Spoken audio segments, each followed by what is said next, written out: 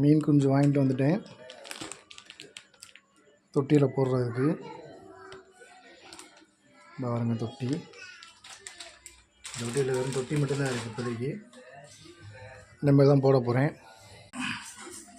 மீனை போட்டாச்சு.